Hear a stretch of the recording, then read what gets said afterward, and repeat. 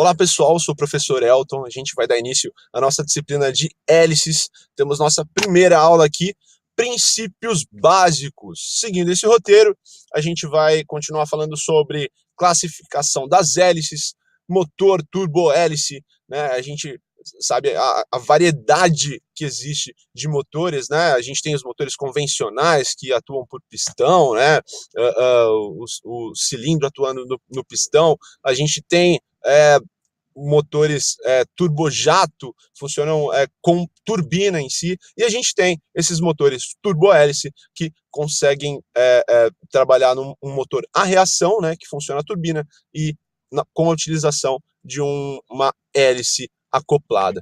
A gente também tem o próximo assunto, que vai ser sobre ângulo e passo, e depois tipos e classes das hélices. Então vamos lá. Teoria aerodinâmica. Uma hélice, como aerofólio, tem sua teoria aerodinâmica. Ela é baseada na terceira lei de Newton. Vocês lembram quando, naquela história que caiu uma maçã na cabeça do Newton e ele falou: a gravidade existe?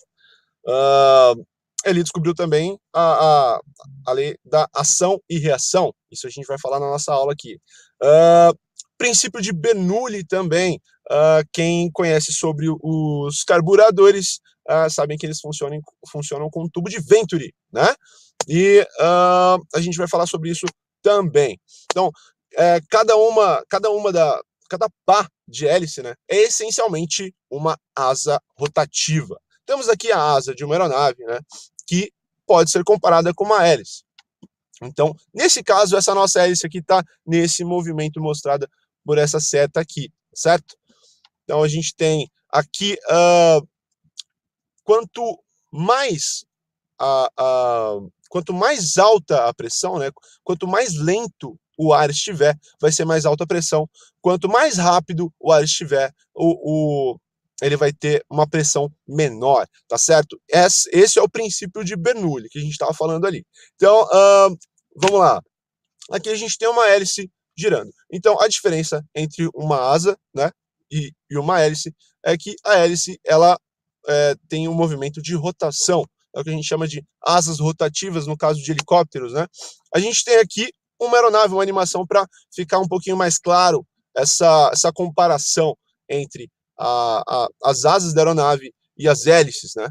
Então a gente tem aqui as asas da aeronave sendo retiradas, fazendo o movimento que faria uma hélice, né?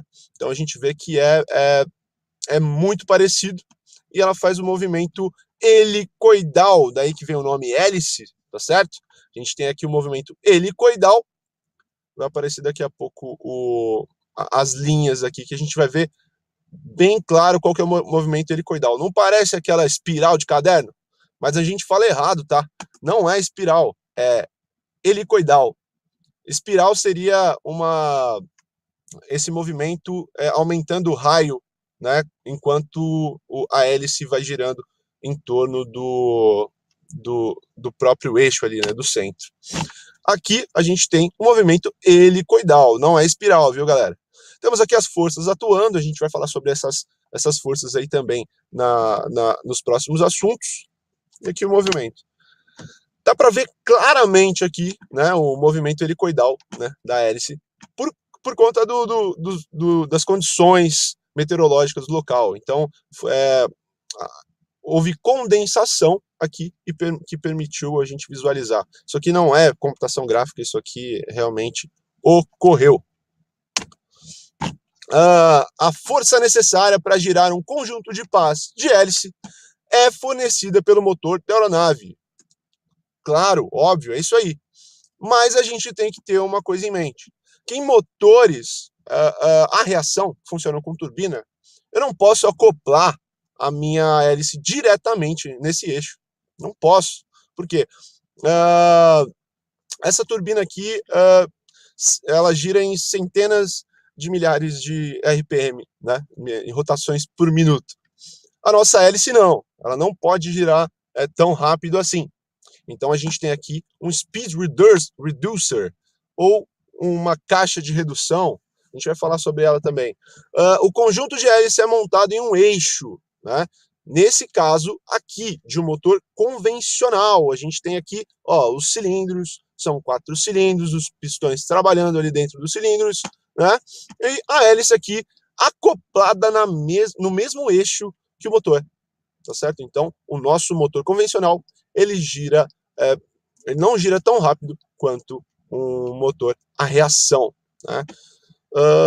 É isso aí, um motor convencional.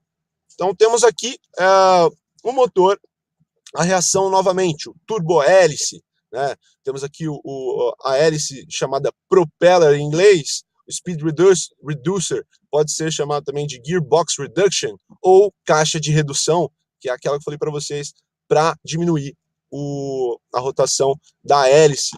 O motor gira muito mais rápido que a hélice, no caso de motores a reação. Então, em motores de grande potência, o conjunto é montado em um eixo movido por um trem de engrenagens, que eu acabei de falar para vocês. Então, temos aqui o movimento da aeronave em relação ao movimento da hélice. Vamos analisar bem essa figura aqui. Aqui temos essa primeira sombra aqui, ó, temos a posição inicial da aeronave. E aqui, a aeronave desenhada mesmo, é onde ela parou, beleza? Tá ok, então. E essa outra sombra mais à frente seria aonde a aeronave iria parar se não fosse o recuo. Ah, mas o que é o recuo? Vou explicar para vocês. A gente tem, imaginem, a hélice ela funciona como se fosse um parafuso, né, sendo parafusado num pedaço de madeira. Só que a madeira ela é bem mais densa que o ar. Então imaginem, a partir do momento que você dá faz o primeiro giro da chave de fenda, o parafuso já entra um pouco na madeira, não é isso? Com ar é diferente, o ar não é tão denso, né? Ele é muito menos denso.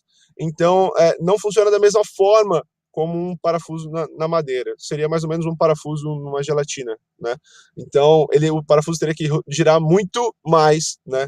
De uma forma com um passo diferenciado, a gente vai falar sobre passo também, para poder se deslocar. A aeronave é dessa forma também. Então, a hélice girando dessa forma aqui, a gente tem o passo efetivo. A aeronave parando aqui é onde realmente a aeronave chegou, com aquela rotação, com aquele passo, com aquele motor, ela chegou aqui. Mas se não fosse o recuo, né, a aeronave chegaria até esse ponto aqui, que é o ponto do passo geométrico, tá certo? Essa é a diferença entre o passo efetivo e passo geométrico, né, que nada mais é, o passo efetivo nada mais é o passo geométrico subtraído do recuo, né? Aí ele se transforma a força de rotação do motor em força de tração para deslocar o avião à frente. Então veremos nos próximos assuntos que existem aeronaves com hélices propulsoras, com hélices tratoras, né? A gente tem vários outros tipos de funcionamento de hélice que a gente vai ver em nossos próximos assuntos. Então, passamos por princípios básicos e encontro com vocês no próximo assunto, que é classificação das hélices. Tá certo? Muito obrigado e até mais.